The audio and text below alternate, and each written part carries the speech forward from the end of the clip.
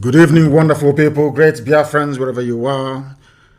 This very day, the 11th day of May in the year of our Most High Elohim 2021, the time now exactly 2 minutes past 7 p.m. in the evening in the holy and blessed land of Biafra. I welcome each and every one of you. Good morning, good afternoon, good evening, and good night, regardless of where you're domiciled and you're listening to us this very day. My name is Mazi Nnamdi Kanu. I am the leader of IPOB all over the world, the indigenous people of Biafra. I am the director of Radio Biafra and Biafra Television.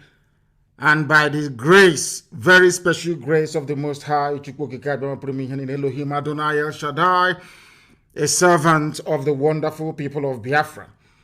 And as always, every outstanding protocol being observed, I urge you, please, to let those around you participate, even though they may be far from you.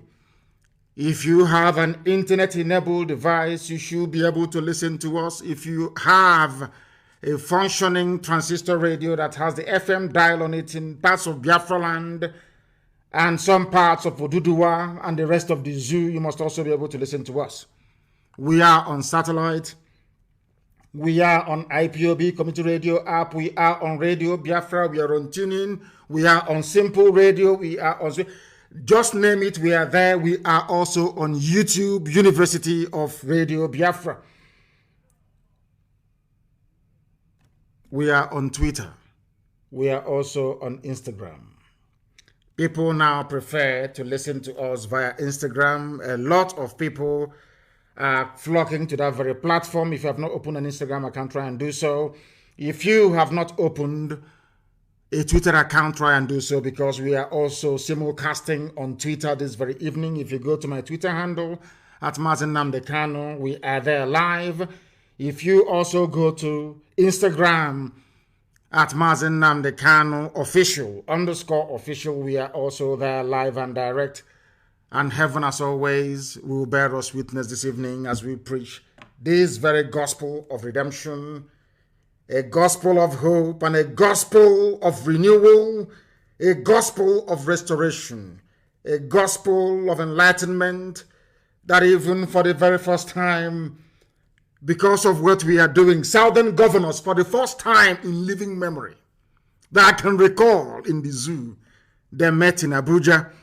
And I will be going through their communique very, very shortly. For the first time, they are gathering and finding a voice to make their demands heard by their masters in the North. When I say the North, I mean the Sharia North, not the Middle Belt. This is exactly what I expect Middle Belt governors to do as well. So we know that they are serious. And I believe that as time goes on, perhaps even the South may be able to incorporate the Middle Belt into their meetings, but that will be for another day. This very evening, we are going to pray as we are accustomed to doing here. We are going to hand over our proceedings very, very briefly and concisely to the Most High Elohim in heaven. We must pray.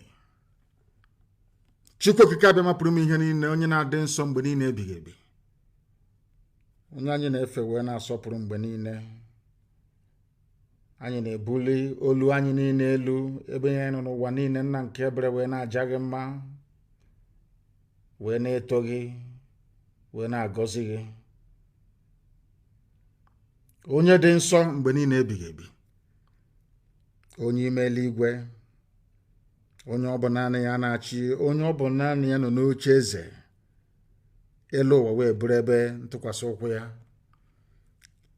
Anyị na-arịọ gị, anyị na-aja gị mma, anyị na-eto gị, na-asị gị, ezi nna pụrụ ime ihe niile, biko nye ụmụ gị ezi echiche na amamihe, nye ha akọ ma nyekwa ha uche,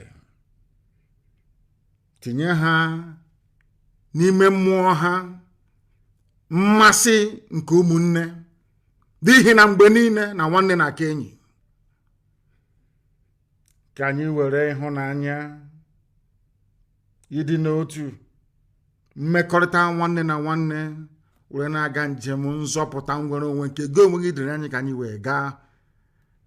Ma lekwa ndị iro nna nke ebere dị ngọzi, isi ga-ekpu ha niile n'otu n'otu. I can't see how we can understand Maragi. Ebo kuna nyu mezi na dengozi. Ni no ga amasi anyị gụrụ mgbe bịa anyị wee too gị gọzie aha nsọ gị n'ihe ọma nke ị na-ebe n'ime ndụ anyị. Anyị wee na-asị na onweghị chi dị ka gị, onweghị onye ọbụla kere eluigwe n'ụwa ma ọ iwezuga gị nna nke igwe, ma o nweghị ihe ọzọ ị ga-eji wee hụ anyị n'anya wee karịsịchaa anyị anaghị efe arụsị. Ọ bụ naanị gị bụ Chineke nna nke usu niile nke ndị aka anyị na-akpụ isi ala anya. Ya metụ gị n'obi nna ndị nsọ na anyị bụ ụmụ gị.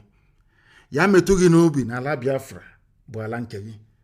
Ya metụ gị n'obi onye nwe anyị na Chineke nna ka i wee lekọtakwa Israel ka isi elekọta ya na mgbe agbanyeghị atụmatụ ụjọ niile nke ndị iro. Anyị wee na-arịọ gị ka ịhụnanya gị wee mụbaa n'ebe anyị nọ, ka iru gị wee chaa n'ebe anyị nọ, ka i wee gọzie ụmụ gị n'ụzọ pụrụ iche bụ ụmụ gị bụ ndị IPOB n'ụwa niile, ndị tụrụ ugo, ezinụlọ nke iji aka gị wee hiwe, ka ọ ga-abụ na ikpete mazụ site n'ihe ịrịba ama nke gị ga-eme n'ime ndụ anyị. Ụwa niile ga-asị n'ezie na ndị dị etu a bụ ụmụ Chineke. Anyị wee na-arịọ gị ezi nna bi n'igwe ka i wee nara otuto, nsọpụrụ, ịja mma, mbuli elu na ikpe isi ala ugbu a na mgbe niile ebighị ebi. Ka anyị na-arịọ gị ise. Thank you very much. Some of you have corrected. Did I say Abuja? It was in Ahaba. They met in Ahaba, not even Asaba. Ahaba. As you have a Habimeni as well. Across Urimuni Obaro, that some of you call, or should I say, the white man named River Niger. We are here to preach this very gospel. This very news broke very, very late. It wasn't my intention to cover it, but we are going to dwell on it very, very briefly before we proceed to the rest of the items we have for you this evening. For the very first time in living memory, the Southern governors met in Ahaba. The real name is Ahaba, A-H-A-B-A, not Asaba. They met in Ahaba under the auspices of governors of Southern Nigeria. This is the first time I don't know if they have ever met before. If they have met, please try and enlighten me. I'm not sure they have ever met before. And why did they meet? Because of the raging agitation in Biafra land and also in Oduduwa land. That was why they met. For people, there are some people that will be saying, oh, what? I'm sure that nobody is even talking about what have they achieved, what have they done. But I just want to remind you, should anybody ask you tomorrow morning what you have contributed towards the advancement of the betterment of the lives of the people on the ground, you say to them, courtesy of what I have been doing, the Southern governors have now met for the very first time. And I don't know if some of you read the article in Guardian earlier today. Guardian is even carried it. Do you know that there was a particular governor from so-called South that did not want to come? Do you know that Fulani Janjaweed gave one particular governor, Bob, the listening device, to enter into the meeting with? And I'm sure that people have guessed right. You know who that very individual is. Darling Mrs. Anyway, but love is good. We'll get to that later on. He's in love. You know, when you're in love with somebody, there's nothing you not do for that person. You know how love moves people. He is so in love with his new partner, his new spouse, the new husband, that they gave him listening device, a bug. Tambuwal gave him a listening device to smuggle into the meeting, so that the Fulani Janjaweed will be somewhere in Kaduna, in Abuja, and in Sokoto listening to the meeting. Because of love. And who can blame him? Hey, love and wanting to. Love is very deep. Mrs. Tambuwal wanted to smuggle a listening device. If you doubt me, go and read the article. It's in the Guardian newspaper today about this very meeting. They will tell you. But let me go. When people do something that is right, I commend them. If you do something that is wrong, we shred you, we condemn you, we bury you alive, if need be. Of course, with facts and figures. They met today, they deliberated amongst many issues that were tabled before them, or issues of concern that they felt they needed to address. And I'll read it for you very briefly. They affirm that the peoples of southern Nigeria remain committed. For the very first time, they're using the word the peoples of southern Nigeria, which means that all the nonsense being done by Tinubu and his cohorts is in vain. For the very first time, there has been affirmation that the South is actually one. Since 1914, this is the very first time that they are stating publicly in a communique that the South is one by the elected leaders, so to speak. For the purposes of our program this night, we may even call them leaders. Because they did well. I must tell you the truth. Now, let us proceed. And before you, who brought them together in the first place? One is our agitation. Second is the unity and union, the bond between the East and the West. Between Biafra agitators and those agitating for Duduwa. They have tried everything to break us. They could not break us. They had no alternative than to come together. Do you see what consistency does? This is the benefit of consistency. Once you're consistent in life, good things will come to you. And I also commend our Duduwa brothers this very day for their resilience and their consistency. That is why, for the first time in a meeting, in a place, you have governors from the East, you have governors from the West, Igbo governors, Yoruba governors, of course, together, saying something that makes sense for the first time in that I can even remember. The North, the Janjaweed will meet in Arawa House. They will take decision affecting the whole of the zoo, affecting everybody. And they ram it down your throat. You have to accept it. And where they found this courage, I have no idea. Maybe they are emulating what we are doing. They now understand that we have no fear before our enemies. They now understand that we are scrupulously clean, whiter than snow. They now have developed, or should I say, come to appreciate the essence of courage and determination. So for coming together, of course, I commend them. I do commend them because they have done very, very well. During this very meeting, they affirmed that peoples of southern Nigeria remain committed to the unity of Nigeria. Well, of course, that's expected if you consider that they get their monthly allocation. Everyone wants to go to Asorok, so they will say they want unity of Nigeria. But they want unity of Nigeria on the basis of justice, fairness, equity, and oneness, and peaceful coexistence between and among its peoples with a focus on the attainment of shared goals for economic development and prosperity. English, it has no meaning. The latter part of what they have written here has no meaning because they've been saying this rubbish for very many years. Now, the second point on the communique states, observe that the incursion of armed herders, criminals and bandits into the southern part of the country has presented a severe security challenge such that citizens are not able to live their normal lives, including pursuing various productive activities, leading to a threat to food supply and general security. Basically, they are warning Fulani, Janjaweed, terrorist headsmen, short for Miet Yala. They have now come out to say that they are concerned about the activities of Miet Yala.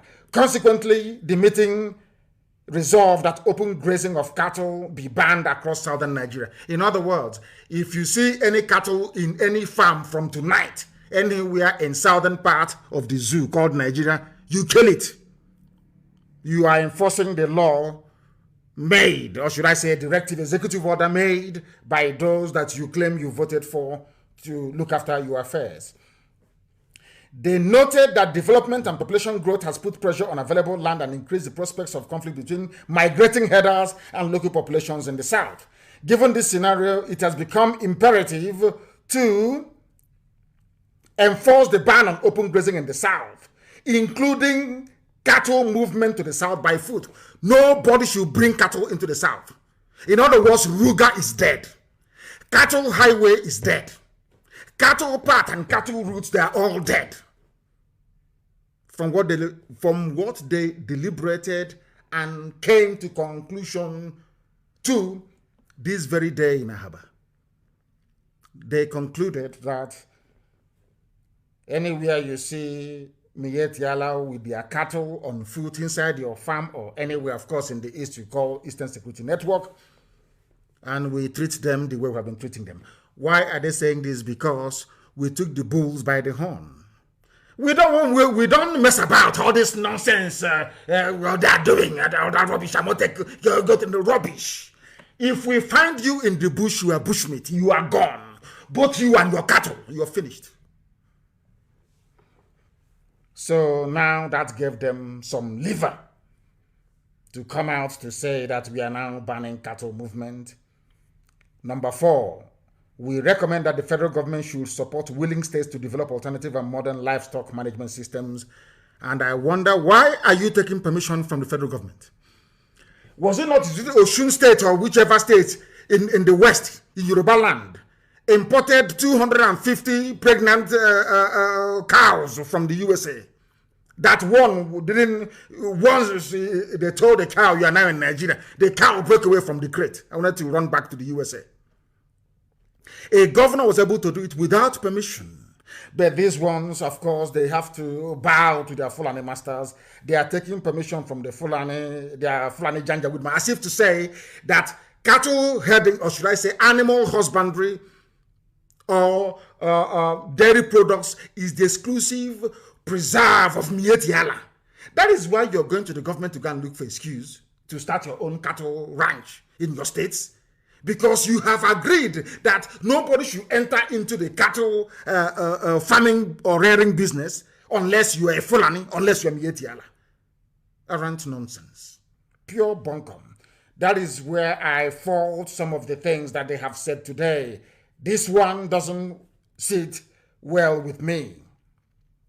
It doesn't sit. Why do you have to ask the state, the Abuja, to allow you to have cattle farms, or should I say rare cattle, where you come from? You don't need permission from anybody. It is food for feeding of the people, so you don't need permission from anyone. Now, listen, they said they have agreed to progress we have agreed that the progress of the nation requires that urgent and bold steps be taken to restructure the Nigerian Federation, leading to the evolution of state police, review of revenue allocation formula in favor of sub-national governments, and creation of other institutions which legitimately advance our commitment to and practice of true federalism. Once again, they're begging for restructuring. That's what they're asking for, but along state lines, because they are governors, because they know that if they ask for restructuring along the lines of region, vis-a-vis the Constitution of 1960 and 1963, somehow most of them will be out of a job. Do you see how parochial, do you see how selfish these people are? What concerns them is their office for them to protect it. That is why they are arguing for restructuring along state lines where you will not answer your name. Where somebody can say, oh, I'm from Rivers State, that has no meaning. I'm from Delta State, that has no meaning. I'm from a state that is named after a river, no longer the people. Because they know that if we ethnicize the identity of people in the zoo, our eyes, or the eyes of everybody, will open at the same time. They don't want to ethnicize it. What they want to do is to go with these same artificial boundaries, the same thing that the white man did. That is what they want to recreate. They want the entrenchment of the state system in the zoo in order for them to remain relevant and valid in office. And we are against that completely and totally. Now, these southern governors are recommending that in view of widespread agitations among our various peoples, here we come, we have now come into the play. Oduduwa and Biafra agitators, we are now in the game. They are now talking about us. Let us hear what they had to say. We recommend that in view of the widespread agitations, of course, by IPOB and Oduduwa agitators, among other various peoples, for greater inclusiveness in existing government arrangements, the federal government should convoke a national dialogue as a matter of urgency.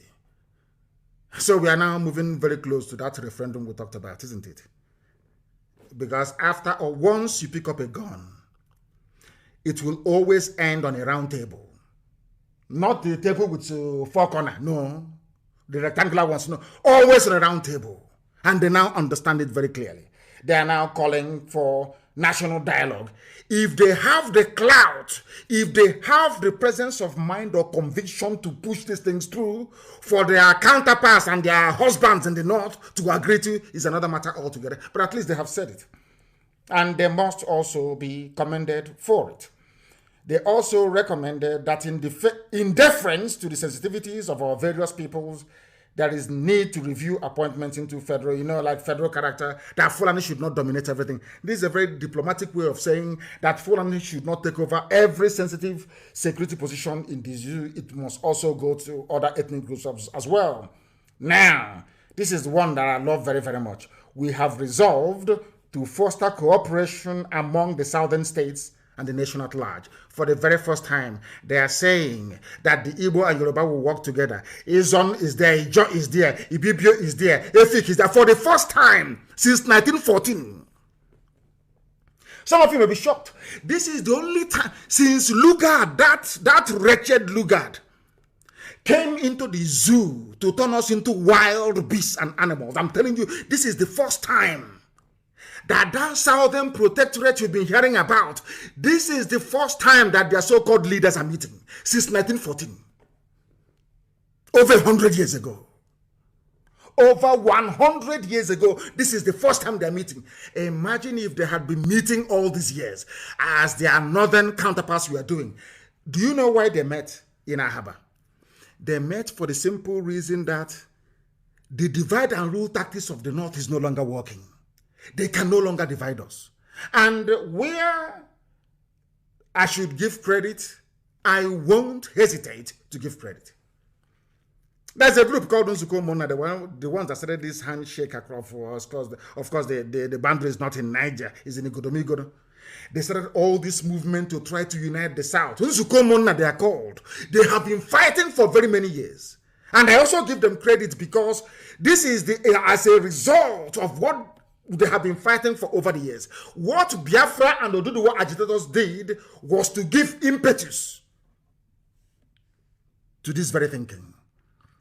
That is why we are where we are today. For the first time since 1914, over a century ago, over 100 years ago, the leaders of the South are meeting to discuss something, should I say, issues of common interest. They have resolved now to cooperate. Let it not be that when your husband calls you now from the north, you start panicking and saying, I'm not part of it. I'm from the southeast. I'm from south-south. I'm from southwest. Once you maintain that united front, you are impregnable. Even if one stupid governor may be responding to what the husband is requesting from the north, once you are united and you're very, very strong, the Janjaweed will bow to you. These are the things you must understand and have that in mind. Now, they have expressed concern. This is where they now come to Radio Biafra. I want you to understand that this meeting today in Ahava is all about those that want freedom. And what we have been preaching on Radio Biafra for very many years, now it is sinking in. They pretend they don't listen, but everybody listens to what we have to say on this noble platform. I mean, absolutely everybody. They listen to us. And we are winning this very war of ideology and war of philosophy. Why am I saying this?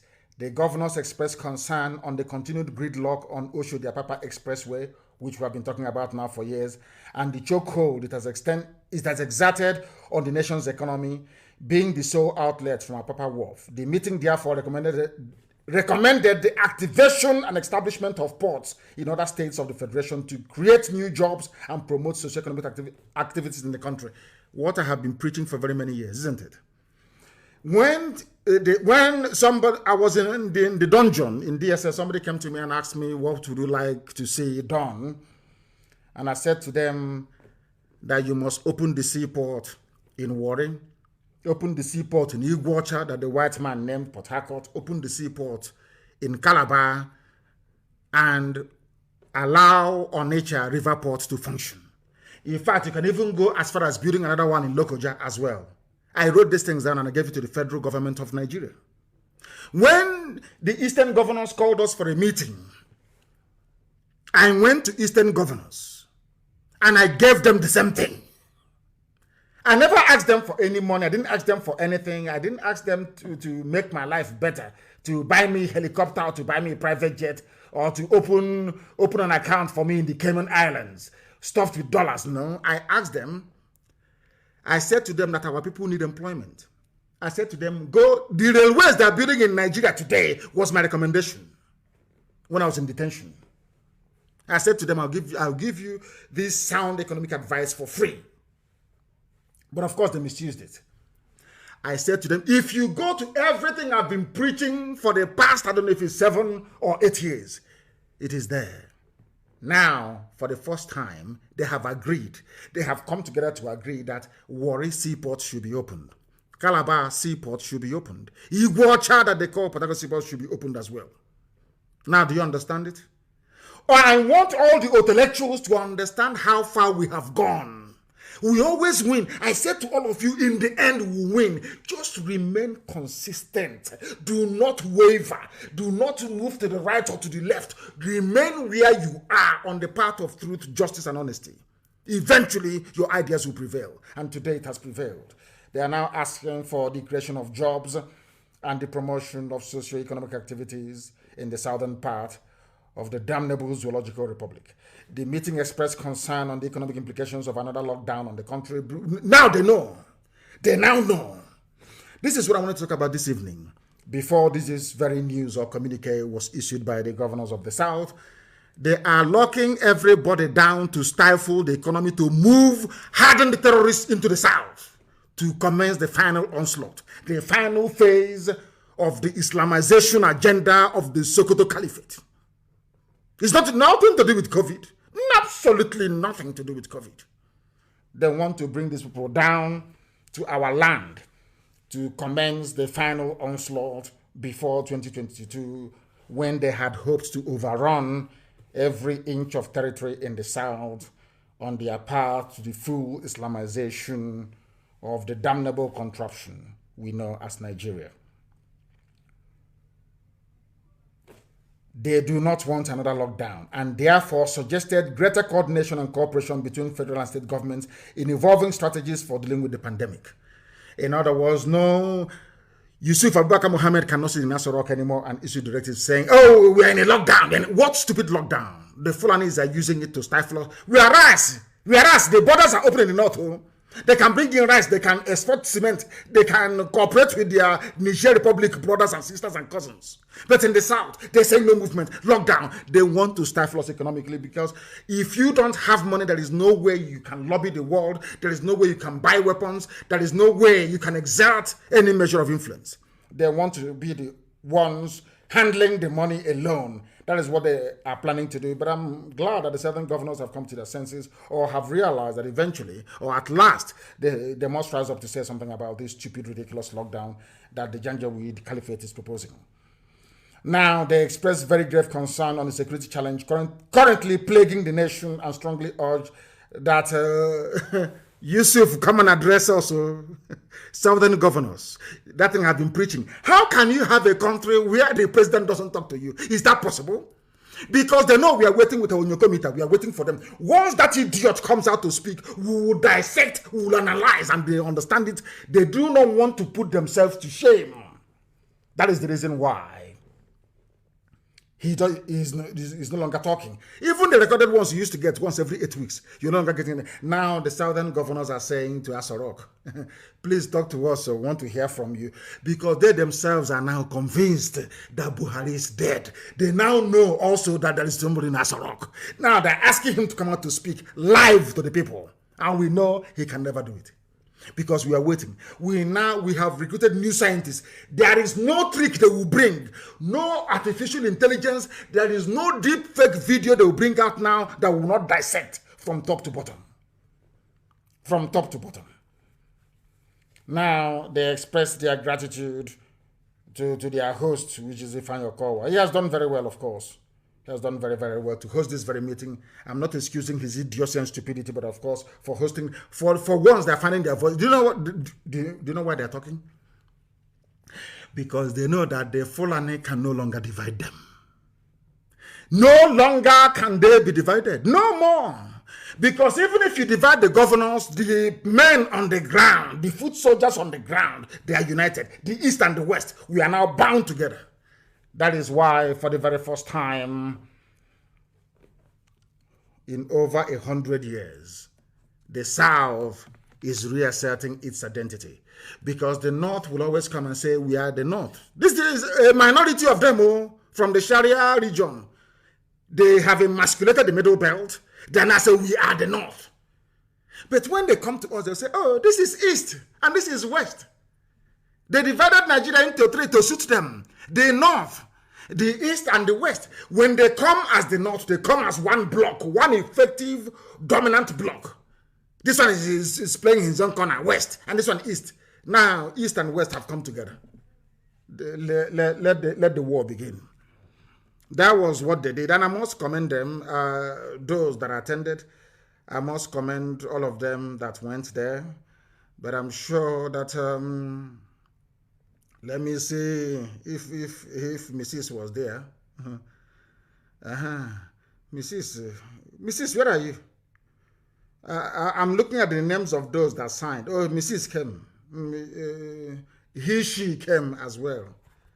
Because when he's with Tambuwal, he's a she. Then when he comes out to snort cocaine and be talking rubbish, he's a he. So the he, she, or she, he was there as well. Now we must preach. That was what they deliberated upon today. And we must understand this. One of the things they discussed was the lockdown. The lockdown declared yesterday by the federal government of the Zoological Republic. There are people, Mrs. was there, people, of course, Mrs. After that, maybe tonight, she's briefing husband, the Tambuwal. You know what lovers do. Love is sweet. Oh. Have you seen their picture? How they are serenade. Hi. In fact, I said to my wife today that we need to try this type of pose and picture. It's so nice. We are going to do it very, very, very, very shortly. We are going to pose like that as well. Did you see Wike and Tambuwal? Hey, it's as if they just fell in love only last week. Such beautiful, beautiful picture. I liked it so much. I liked it so much that I had to comment on it. So beautiful. You can see, when people are in love, there is nothing sweeter than love.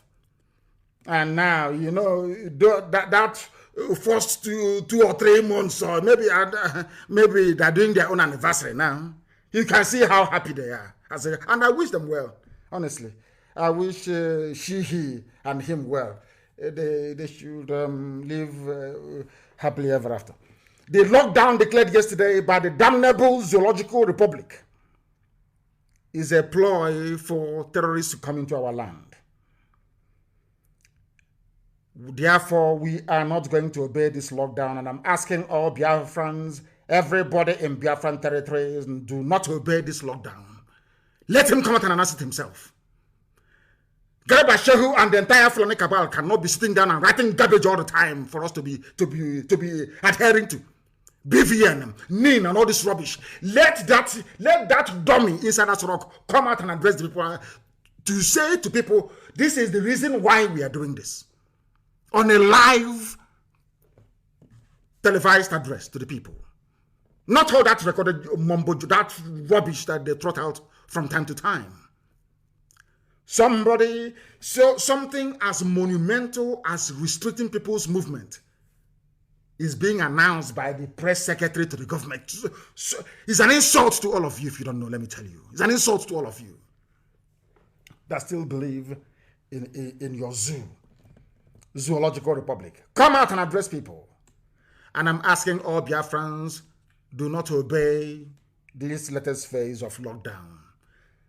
The reason being that they want to use the dead of the night to move their fighters into our forests because we have defeated their foot soldiers. Mietiala, we have defeated them. They now want to use the cover of the night. You will see them only Fulani people with their police and army, and escort for that matter, moving men and materials down to the south. We must resist this stupid lockdown. It is not going to hold in Biafra land. And I must also say, because they also announced today that now that they're rolling out a new security, whatever rubbish for their southeast and their south. To me, it is Biafra. I am warning every coordinator, do not sleep in your house starting from tonight. All coordinators and deputy coordinators, look for somewhere to go to. We are in the trenches right now. We are about to experience freedom fighting, what it's like. It is not comfortable. It is not rosy at all. Do not sleep at home. Do not sleep at home. Change your phone numbers. Even change the phone itself. Or else they'll be able... Now, DSS is finding it difficult to track people, because we are making their life a misery as well, and they understand. We are waiting for them. Their own turn is coming. And when it comes, I am sure that all of you will approve of it. They say that Buhari, whoever they're calling Buhari, we don't know. Of course, we need him to be Yusuf Abubakar Mohammed.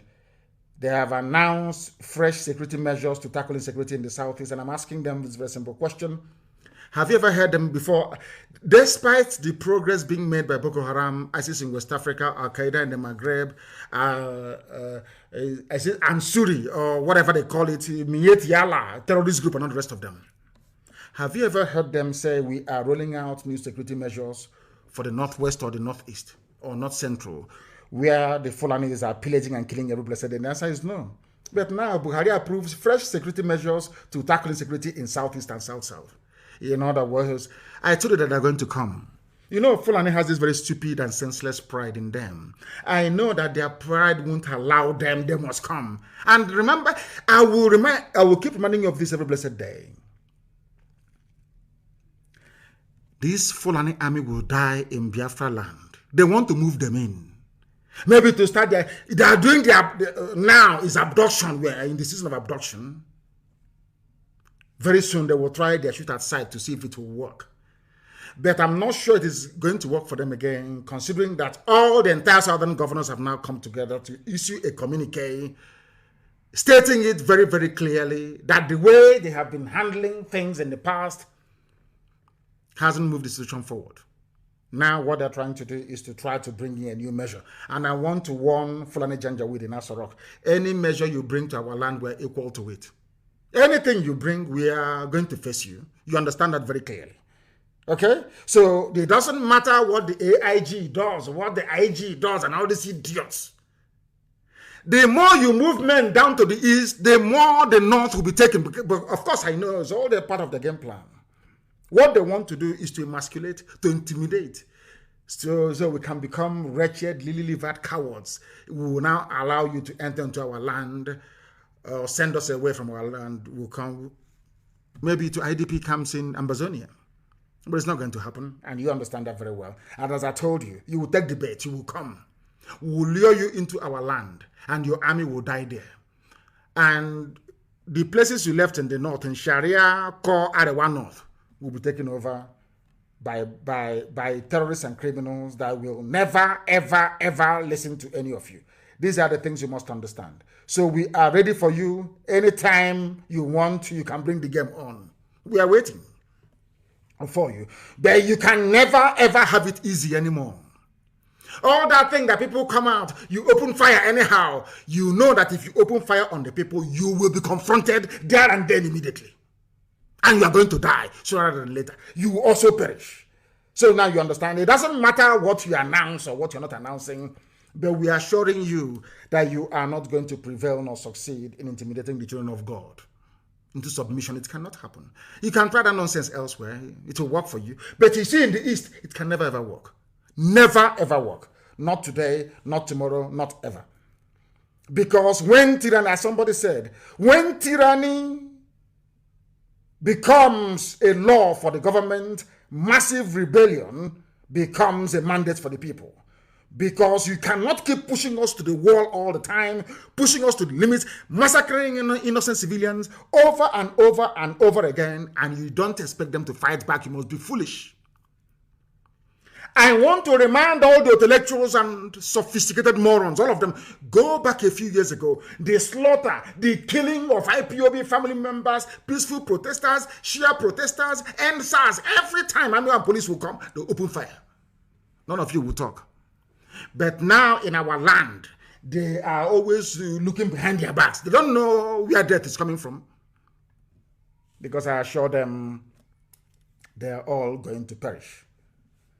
The people telling you that they have a plan to secure the East, Southeast and South-South, according to them. Armed robbers invaded Asorok. So we are led to believe. Only under this regime, something unheard of in the whole world. It's never been, I don't know where these Nigerians, I don't know who gave them their brain. Maybe it was picked from the dustbin. I have no idea. Some of you may have dismissed this issue of armed robbery in Asorok. But I want you to understand something. It's never happened anywhere before in the history of the world or modern governance. Never, ever happened before. They said they ransacked the chief of staff home, Ibrahim Gambari, and Abubakar Maikano, and they stole valuable assets. That is how corrupt the Fulani people are. I told you before that is something the Fulanis they have perfected over the years. When they finish draining any particular department of parastatal dry, they set it alight to destroy every incriminating evidence. I am sure that whatever they may have stolen from the homes of Ibrahim Gambari and this Abubakar Maikano could be financial instruments worth billions of dollars belonging to the people. If you ask us, oh, armed robbers came, how can armed robbers, if armed robbers can, or should I say, unknown gunmen, enter into Asorok to go and steal state valuables? Now tell me which part of the zoo is safe. They did not sit down to say to themselves, let us look for a way to strategize and devise new security approach to Asorok to guard it. It's Southeast and South-South they're interested in the East, Biafra. And newspapers and their editors publish this type of junk every blessed day. And I'm asking them, they have no shame, honestly. Armed robbers came to the seat of government to steal and walked away free. You shamelessly came out to announce that you are devising a new strategy for the East. You have not been able to devise a strategy to keep yourself safe inside Asorok. That is how they reason. It is supposed to be the most secure place in Nigeria. It is now every man for himself. That is why I commend Governor Autumn for what they have done. I will ask the southern governors, when next to your meeting, invite your middle belt counterparts, and you see that the zoo will collapse within 2 weeks. Not just collapse. All those things that you have been asking for, they will give it to you. That is why all of you must come to the fullness, or should I say, to the realization that you must, without fail, keep on doing what you're doing in terms of defending your land. You must defend your land. Look at people suggesting. I mean, can you go to, how can I put it, to a gate man in a hospital and ask them to administer any form of treatment because you found them at the gate? Because you found them at the gate of a hospital. These people, they're like gate men in a hospital. You are prescribing a remedy that you cannot even yourself inculcate into the plan to keep your own self safe. You're not safe, but you're busy dishing out directive to go to, we now have a new plan. I'm asking the IG of police, go and secure Asorok first. Go and secure Abuja, where children are no longer going to school. Go and secure Abuja first. Go and recover Medugri. Go and recover parts of Yobe. Go and recover parts of Zamfara from the same terrorists that you groomed before suggesting how peace can be restored in the East. If you want to use it as a cover to bring in your army, they're going to die there anyway. So there's no need. I will not stress myself on this. Bring them now, you're going to see.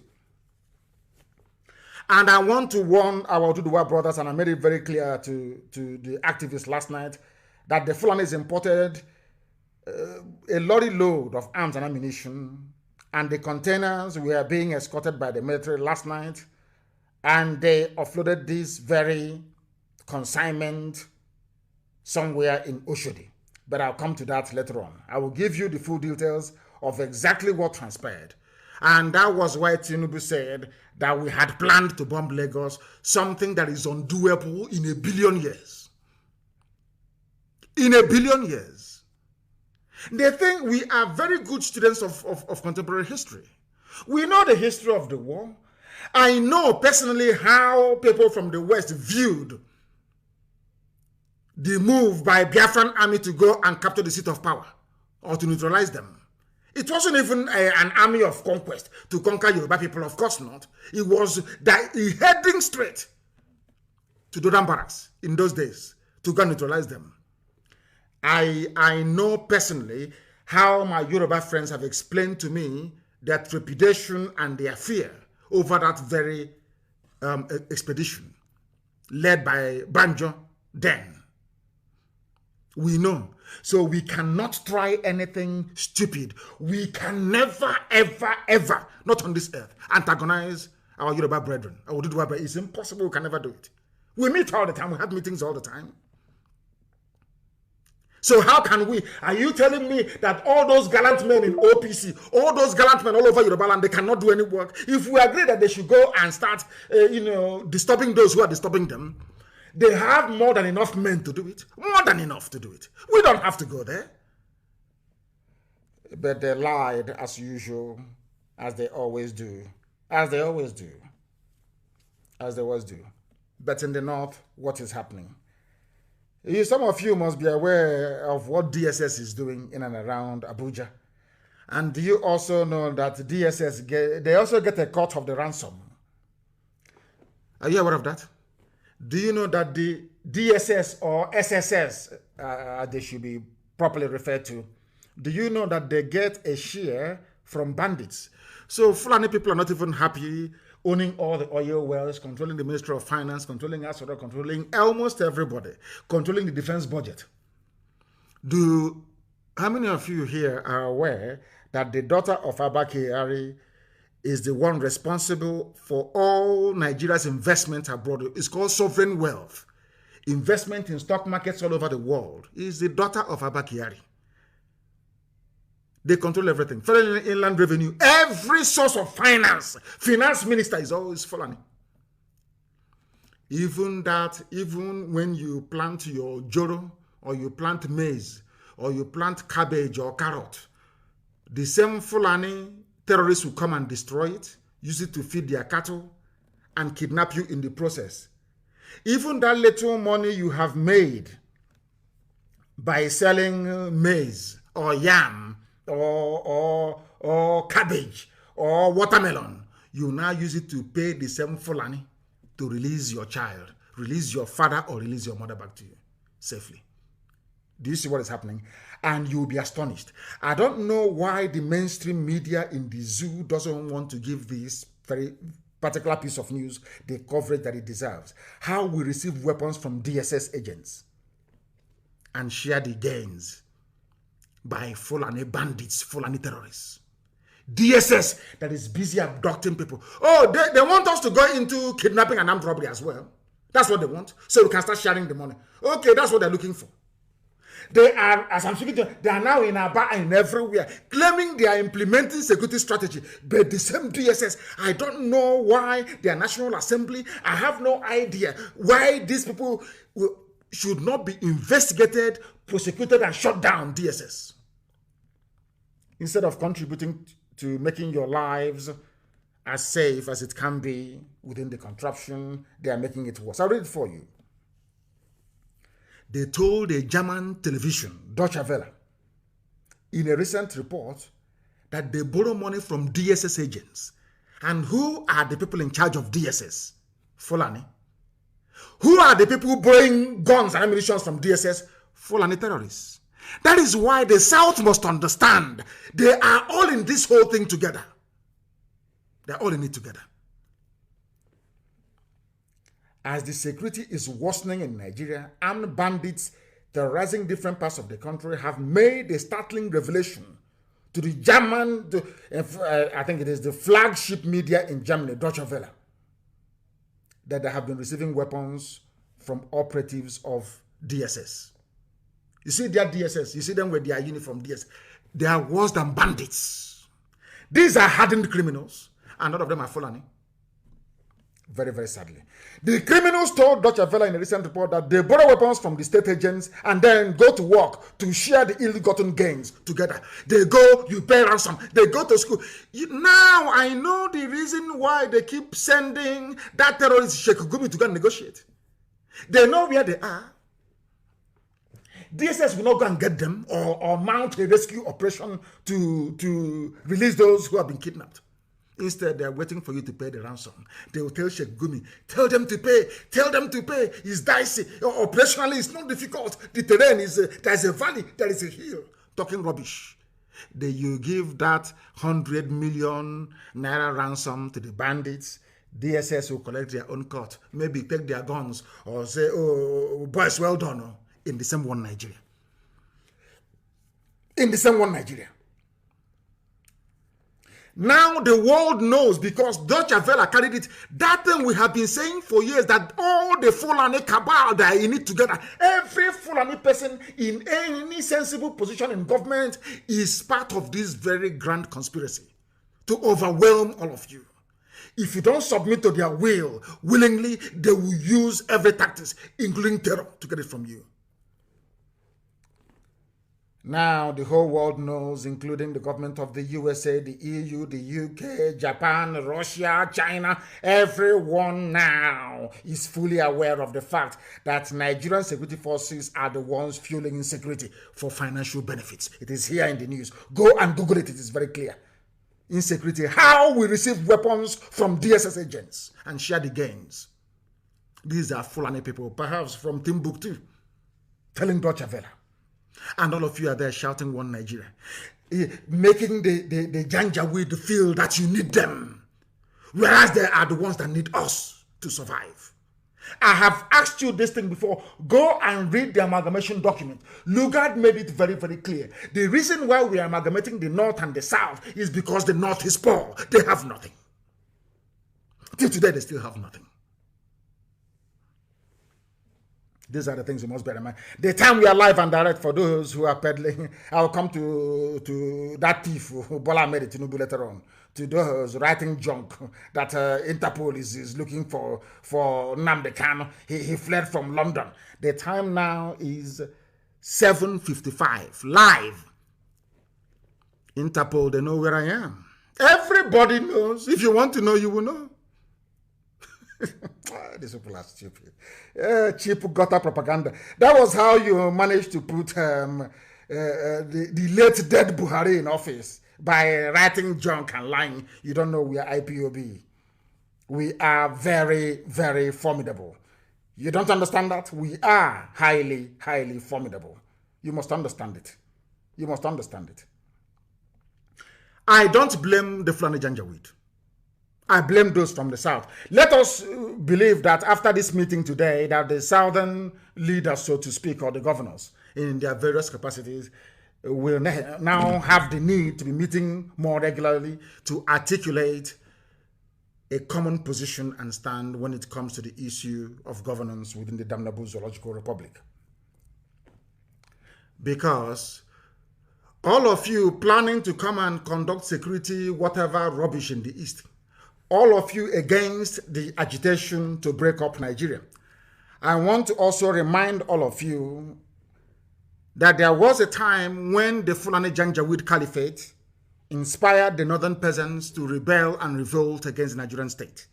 They threatened secession. During that very period, the British government did not send their armies to go and kill all of them. Instead, it was Dr. Azikiwe. I don't want to say his first name because I share the same first name with him and it irritates me. It was Dr. Zikiwe that appealed to the Fulani Janjaweed not to secede from Nigeria in 1953. So when you hear a Malam, when you hear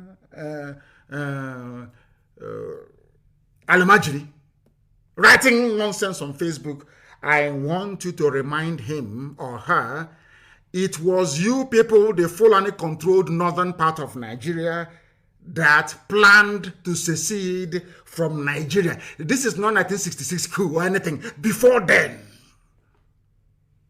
in 1953, the first people to ask to exit Nigeria is the Fulani Caliphate of the North. But today, when you hear them talking, you will think somehow that because then they have not discovered oil. Not at least not in commercial quantity. Now there is oil, there is a commonwealth, there is one money. Dollar must flow from oil and gas in the East. Everybody now wants to die for one Nigeria. But it was Zeke's voice. I don't know if it's a very lengthy article. Maybe some of you don't even read it. I think it was published by Guardian newspaper. Zeke's voice that voided planned secession by the North in 1953. It was Dr. Zikiwe that appealed to the North to stay in Nigeria. They never went to war. Britain never deployed troops to say, oh, you want to break our empire, we're going to kill you. Now ask yourself, why is it that the Fulanis are now deploying soldiers to go and kill people who are agitating in the South? Why? When they themselves agitated to leave, nobody killed them. In 1953, when northern Nigeria were beginning to consider secession from the Nigerian colony, that would soon be a nation, Dr. Azikiwe gave a speech before the caucus of his political party, the National Council of Nigeria and the Cameroons, in Yaba, Lagos, Nigeria, on May 12th, 1953. Tomorrow will be the anniversary of this. That speech, while not disallowing secession, suggested that there would be grave consequences if the northern region became independent from the nation that was soon to emerge. Zeke did not threaten anybody. The British people who were in control of the zoo that they themselves created did not send any army to go and quell the secession. That is the reason why they banned history in your schools. That is why some of you do not know history. The first people to attempt secession from Nigeria were the Fulani Janjaweed in 1953. Who stopped them from seceding? An Igbo man. Very, very sad indeed. You know, somehow, it's either that God wants to destroy us or we want to bring calamity upon ourselves all the time. Can you imagine what the lives of ordinary people would have been like had Zeke not intervened to persuade the northern Fulani Caliphate to remain within one Nigeria? There is something you need to understand very, very clearly. Nnamdi Azikiwe said the North will suffer because the North had nothing. Absolutely nothing. Their so-called granite pyramid were not... It's not a pyramid at all. They built plank scaffolding and piled 2 bags of granite on top of each other to give you the impression that they have granite when they had nothing. Absolutely nothing. Go and check it and do your own research. Zeke was begging them because Zeke himself grew up in the North. Zeke said, I was born and I grew up in Zungeru. Please don't go away. If you go away, you have nothing. You're going to suffer. You're going to be impoverished. And they listened and they remained in one Nigeria. And now the tables have turned. And what are they doing to those who are agitating to leave? The zoo that the Britain created. They are killing them. They are maiming them. They are shooting them aside. Whereas it is these same northerners that first floated the idea of secession. I hope it is becoming very, very clear for everybody. What they have given to us are headsmen, terrorists, rapists, murderers, kidnappers across the entire length and breadth of the zoo called Nigeria. They do not care. And we caused it.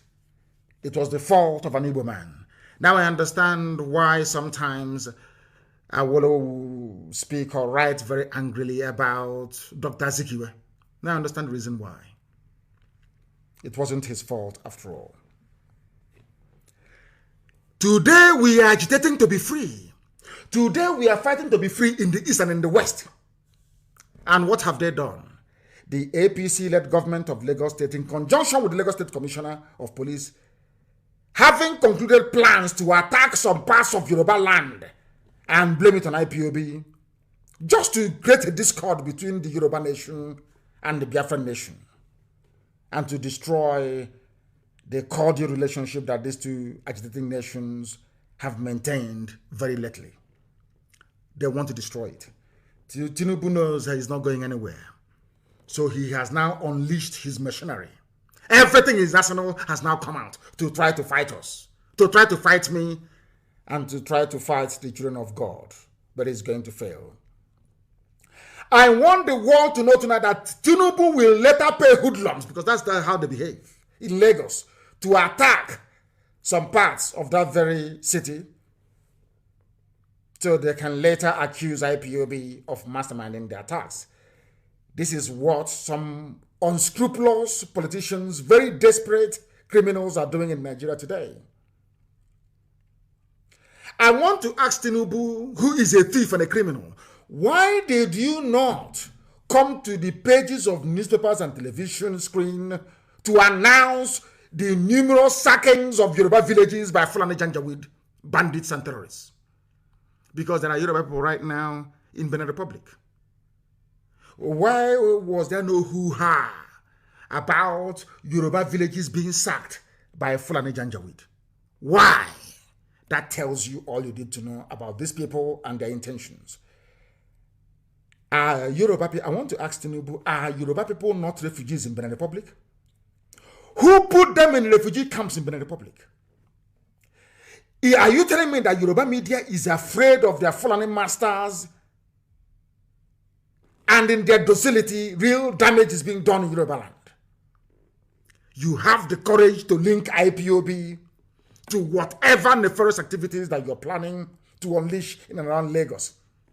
But people that pursued Yoruba people into Benin Republic, you cannot write about them nor admonish them the way you have tried to do against the squeaky clean image of the indigenous people of Biafra. This is very, very sickening. It is a very desperate and psychopathic attempt by this very thief, this very gluttonous and insatiable criminal that will do anything to appease his Fulani overlords. The same man that introduced ethnicity and tribe into the NSAS protest, along with the same corrupt and satanic Yoruba media.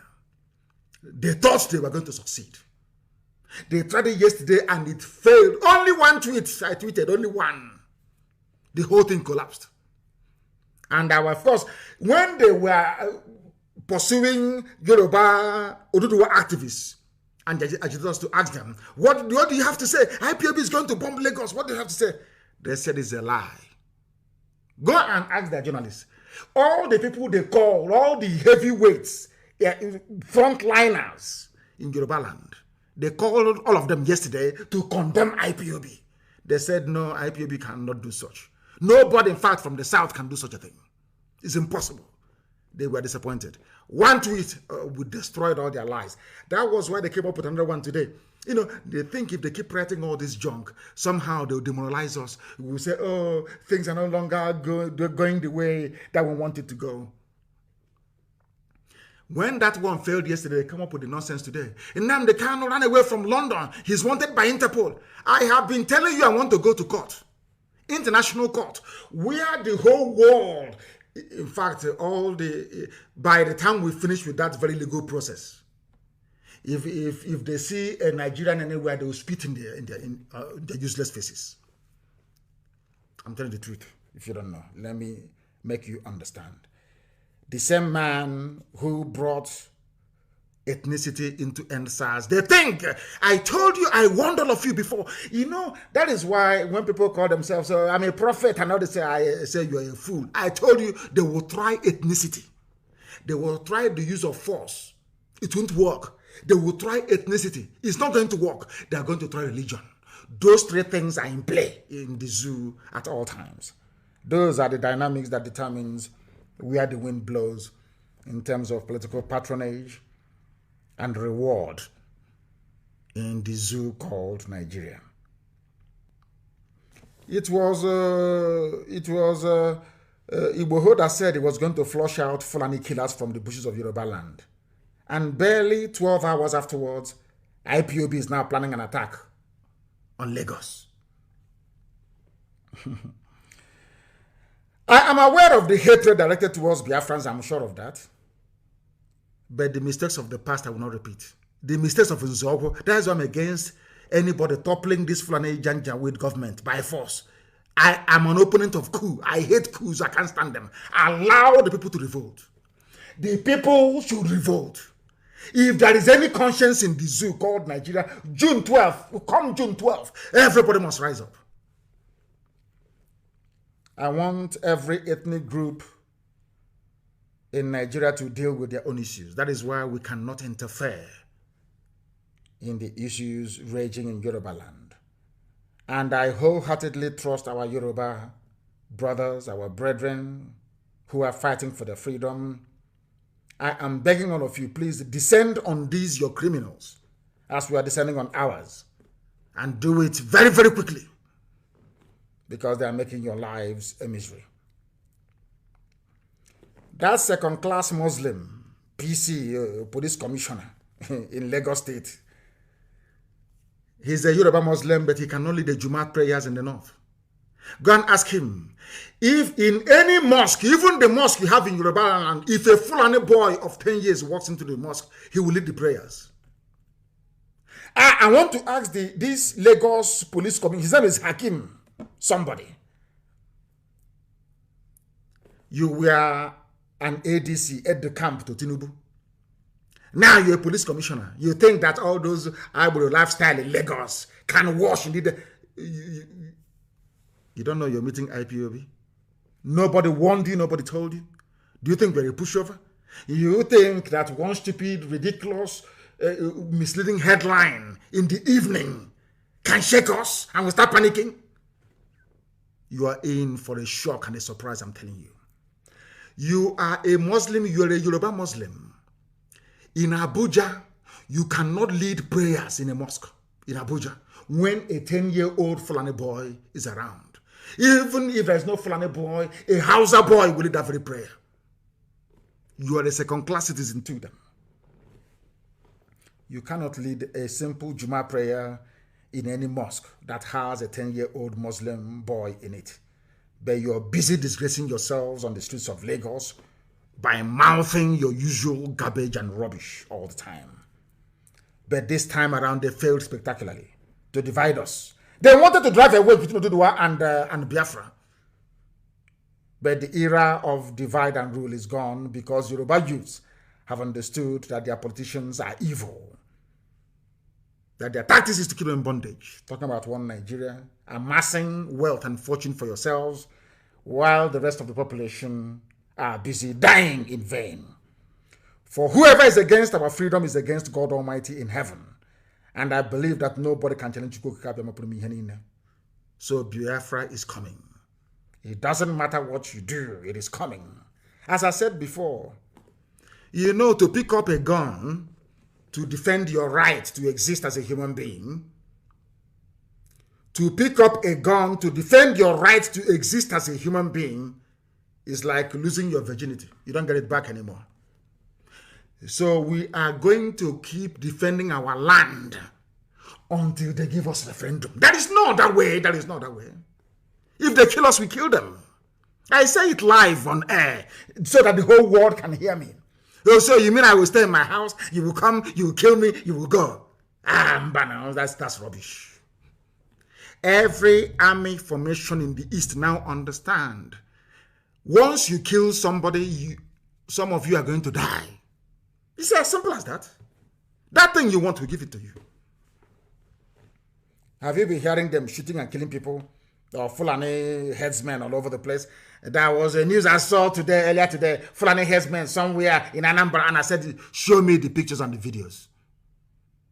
These are people trying to discredit the work, the excellent work that ESN is doing. Show me the video of the Fulani movement, and by this time, I will ask you, go back there and see if you find them. Men are doing a lot of work, and we must support them. Anybody coming to our land thinking you are going to kill people, then you are grossly mistaken. And this is very foolish.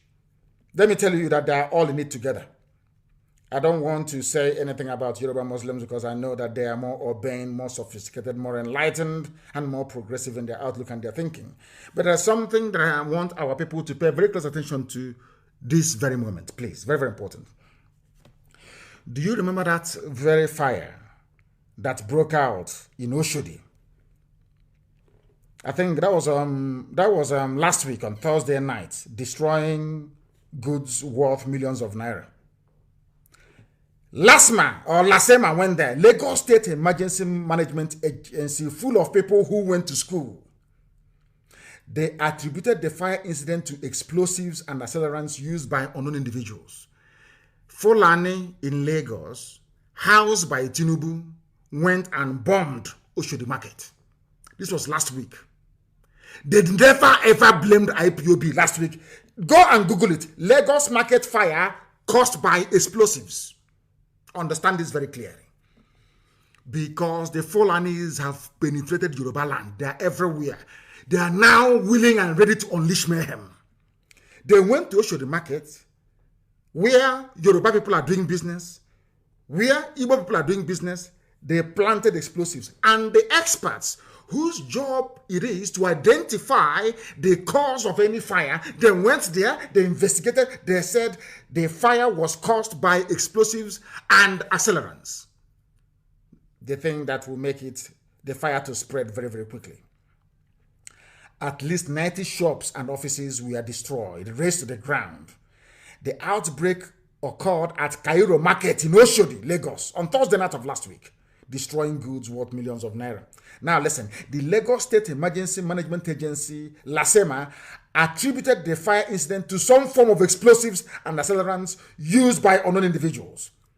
When Premium Times, a Fulani newspaper, mind you, visited the scene on Friday morning, scores of traders gathered at the entrance of the market, counting their losses and lamenting the disaster. This is the work of Mietiala Fulani terrorists inside Lagos.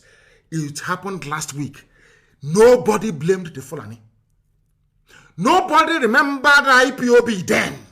It is because now we are hitting Tinubu very, very hard because of the expose I did on the criminal. That is why all of a sudden they are now planning to bomb, whereas bombs have been going off in Lagos before now. Even last week, Thursday, a bomb went off. Now, let me tell you what they did. To tell that Tinubu does not mean well for Yoruba people. I want to prove to my Yoruba brothers that Tinubu and that idiot called a police commissioner do not mean well for you. Now listen. The experts went to Oshodi Market and discovered that Fulanis had used a bomb to destroy businesses and livelihoods. Yet, the Lagos Commissioner of Police came out to claim that the Oshodi bombing was not as a result of explosives being used. This is happening only last week. Understand this very clearly. The experts went there and said, Lasema went there to say explosives were used. This same police commissioner now accusing IPOB of wanting to bomb Lagos said, oh, no. The explosives weren't used. Lagos State Police Commissioner of Police, Mr. Hakim Odumoshu. I'm reading the news for you. All this I'm telling you there in the news. Go and Google it. Lagos State Commissioner of Police, Mr. Hakim Odumoshu, has dismissed rumors of fire incident at Cairo Market in Oshodi as being caused by explosives. Odumoshu, who conducted an on-the-spot assessment, on the spot, he just went there and said, He did not go with any form of equipment or detection apparatus to determine if the explosion was caused by a bomb or not. He just visited with his men and said it's not a bomb because they are part and parcel of it. Tinubu and this his boy, Odumosu, they are part of the gang bringing terror into Yoruba land and looking for who to pin it on. Experts, remember I read before, experts went there and said the explosions were caused by explosives and accelerants. Police commissioner, without any training in detection of explosive devices, went there and on the spot, he just came out of his healer's van or truck and said, no, I'm here to debunk the news. It's not explosives, that explosives weren't used. Do you understand? A police commissioner, only barely 4 days afterwards, miraculously, IPOB is planning to bomb Lagos. But who bombed Oshodi Market last week? The idiot cannot tell us. Or what caused the fire then? He cannot tell us. Because himself and his master Tinubu wants to drive a wedge between. What Tinubu is counting on is that the votes from the west and the votes from the north, because they will say he's a Muslim, will now propel him to Asorok. Because they have decided that no Christian is ever going to preside over the affairs of the zoo. In fact, it is in the hadith. Some of you don't read Quran, but I read it very well. And the commentary, which is hadith, the lives and the lives and words of the prophet. It's called hadith. Go and read it very clearly. It's there. No non-Muslim should preside over a Muslim state. So what they want to do is, after 8 years of Janjaweedism, they give it to a Yoruba Muslim for 8 years. After that, it goes back to the north for another 8 years, to another Muslim. Then it comes to the middle belt for another 8 years. Do you see the game they're trying to play? Do you understand it very clearly? This man is part and parcel of those bringing terror into Yoruba land. Odumosu, who conducted an on-the-spot assessment of the damages at the market on Friday, May the 7th. An explosion happened on Thursday. They went, inspected it. The Lasema people, this fool went on Friday, May the 7th, and said that they have not discovered any bomb. How can he discover the bomb? Exploded now. He's an learned officer of the law. He went there after the explosive device must have gone off to say, I did not find any, because it has exploded already. You cannot find it. He said, I could not find any bomb. How can you find any bomb when the bomb has already been detonated? I can't understand these people and how they reason. And luckily, do you see how God works? Luckily for us, nobody pinned this very dastardly act on IPOB. Imagine if they had said IPOB did it last week. Can you imagine? Can you just imagine? These are the things that people must understand and come to terms with. These are the people that you are calling your security agents. He's like a DSS. He's like DSS. Very sad indeed. Very sad indeed. Very sad indeed. That is how the zoo works for you. Imagine if they had pinned it on IPOB last week. Imagine what would have happened. Imagine what would have happened. By now, there will be destruction of goods and services. Some people who are not aware of their plans will begin to think that somehow IPOB is behind it. Do you see how God works for his children? Explosion happened. Experts came and said a bomb was used. He came and said no bomb was used. After 4 days, he's now accusing IPOB of planning to launch a wave of attacks and bombings of people's properties in Lagos. How can we do this? Such cowardly act is impossible. We cannot do it. That's the zoo for you. He is a Tinubu's boy. Tinubu thinks that he can damage our reputation, stop what we are trying to accomplish by setting our people free and walk cozily, or should I say, majestically into Asorok as a president of the zoo. I am very, very happy that, you know, their stupid and idiotic utterances are now cementing the bond between the Yoruba people and the people of Biafra. We now know who our common enemies are. They are part of those that call themselves the elite in the south, and of course, they are Fulani henchmen, the Janjaweed in Abuja and elsewhere in the Sharia core Arewa North. Their divide and rule tactics will not work again. This is 2021 and not 1967. Elohim have determined that we are going our separate ways, and that's what we're going to do. Maybe sometime in the future, our people may come together to be in one country. But not for now. We must go our separate ways. And that's what we want them to understand. We want them to understand this. And I'm sure that it is now beginning to sink in. It is now beginning to sink in. This very man, very, very sad indeed. Very, very sad indeed. What Tinubu is doing is highly regrettable and extremely sad. Highly regrettable and sad. I'm happy today that my Yoruba brethren know who the common enemy is. People in Yoruba land are wiser today. The idea of using ethnic sentiment to bring hatred is gone. I cannot recall any Igbo person or group in history having killed a Yoruba person for whatever reason, but the Fulani Janjaweed, with their brainwashed Hausa peasants, are the ones killing people. But these days, the Hausa people are clean, to be honest with you. I exonerate them. Nobody wants to address the issues on the ground. Who bombed those to the market last week? They want to apportion blame.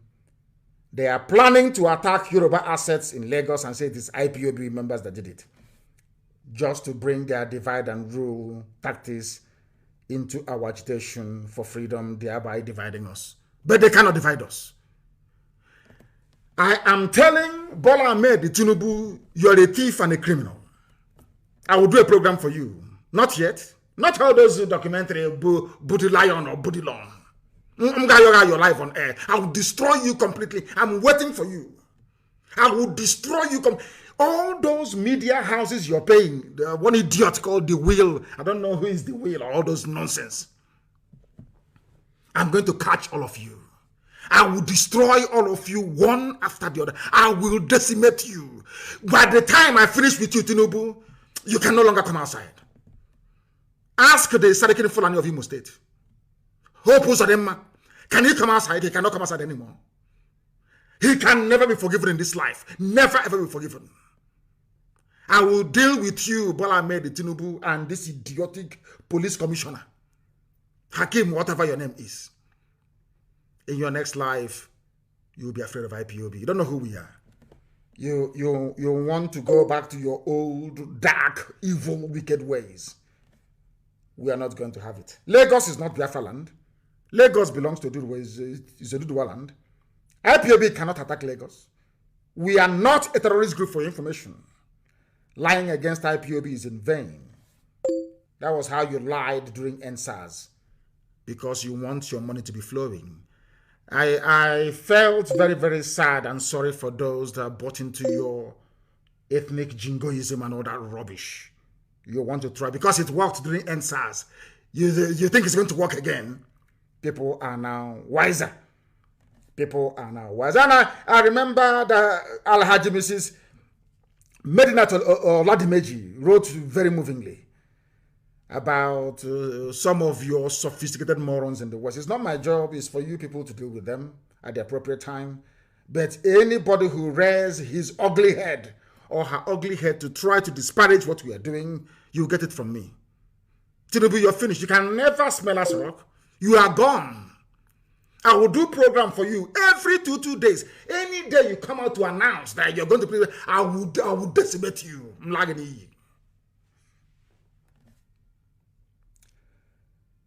All these people That is, I'm sure those of you in Lagos, you know a place called Shema Petroleum beside Westminster Market along the same Oshodi Expressway.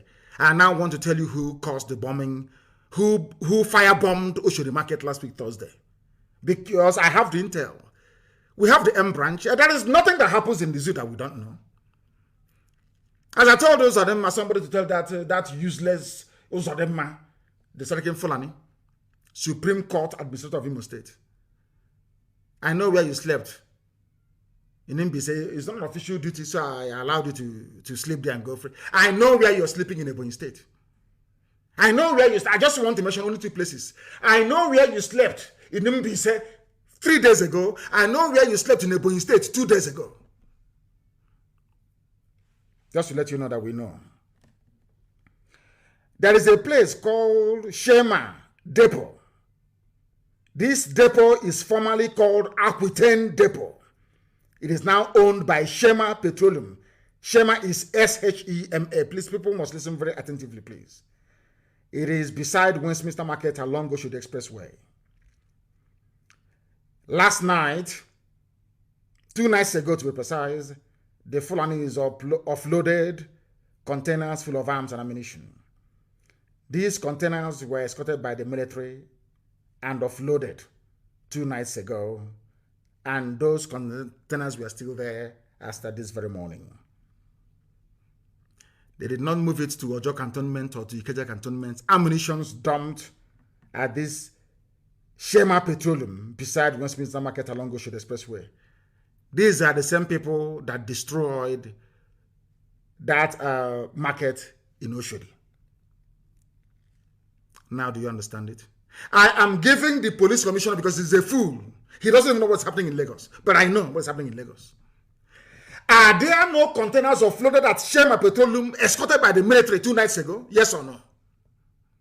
You are the police commissioner. You don't even know what's happening. Now let me tell you and the whole world what is happening in Lagos. Where the Fulanis offloaded arms with which to cause mayhem with the support of Tinubu to tag IPOB, the same thing they did during the war. They will put on Biafra uniforms, they will go and be raping women in Eket. They go to Oron, they kill villagers. They say, oh, it's Biafra soldiers. They came here and they killed us, which is a lie. Subterfuge. That's what you want to try. So, Tinubu, you are prepared to kill and destroy Yoruba businesses and lives, only for you to drive a wedge between Biafra and Oduduwa agitators to pave the way for you to go to Aso Rock. Tinubu is a thief, a complete vagabond and criminal, a liar. The person he's calling his mom is not his mom, or the person he called his mom is not his mom. A man of 79 years old took away 10 years and became 69. These are the people that some of you fools are even discussing or talking about to become your president. Are you not foolish? As I said, I'll do a program for him. Police Commissioner Tinubu and all the other sophisticated morons in the West. If you go to Shema Petroleum, formerly Aquitaine Depot, near Westminster Market along Oshodi Expressway, you'll find container of arms and ammunition with which the Fulanis intend to overrun Lagos. And you blame it on IPOB because you're foolish. You know nothing. We know everything. Everything about Nigeria is fraud and criminality. Fulani people stole 91 billion naira from the coffers of NNPC. Nobody, these are people that came. We want to fight corruption. Corruption is everywhere. If you don't kill corruption, corruption will kill you. All of a sudden, AGF, Attorney General of the Federation, Malami, a Fulani man, plus to cover up 91 billion stolen by NNPC, but they are busy chasing people with laptop. EFCC. People may be stealing $1,000 or $2,000, but Fulani is stealing in billions. And that's why I like them, the way they steal, and they get some of you. They get some of you to somehow pretend that you don't know what is going on. EFCC is working. 91 billion missing. A Fulani man is covering up for his Fulani brothers. But in the east, in fact, across the entire south, all they are trying to do is to instigate division. So the EFCC can come and arrest people and get away scot-free. Now, do you understand it? Oh, dear me. That is the people for you. That is them for you. The same Fulani stealing your money, telling you they're investigating corruption in Nigeria. The same DSS telling you, oh, we are working to keep our country safe, are the same people giving arms to bandits. So that when they get the ransom, they split it. And you're telling me that people are well, that you people are normal. Bandits reveal how they receive weapons from SSS agents and split the ransom in Nigeria.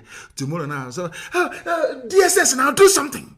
They are part and parcel of the criminal enterprise called Nigeria. They are supplying their people with helicopters. 2 nights ago, at Shema Petroleum in Oshodi, they offloaded 2 containers full of ammunition. The Nigerian army are the people supplying terrorists to kill all of you. But you wake up in the morning and you say, oh, I'm a Nigerian. I believe in one Nigeria. Do you know that General Abdul Salami Abubakar has been linked with Fulani bandits and terror groups? He came out to say, oh, it's frivolity. Don't associate me with that. But we remember all of you saying that an attack against Boko Haram is an attack against the North. And Abdul Salami Abubakar, why should you not be blamed? You're a suspect. Do you know that Nigerian military helicopter were supplying bandits with arms inside Niger State? The same army that they claim are coming to the east to re-strategize on how to bring peace. Come now, you're going to die there. How many people are you going to abduct? How many will you abduct? I'm asking you. You're wasting your time. You're fighting a losing battle. Go and look at the history of nationalist movements all over the world. You don't defeat them. Eventually, they will be free. Eventually, we are going to be free. Why do you think that Abdul Salami Abubakar was fingered in the help or the supplies to Fulani bandits and terrorists in Niger State? Because he is the cause of your problem today with his 1999 constitution. You know, I don't believe in all these movements to destroy the 1999 constitution because the Fulani will never ever listen. They will never ever listen. Never. That is why we must be very, very careful as to how we proceed. Abdul Salami Abubakar, you gave the zoo 1999 constitution that was a military decree number 24 of 1999. Nobody, I think, Nyanwodo sat down and explained this whole constitutional garbage to the whole of you, to some of you that paid attention to him.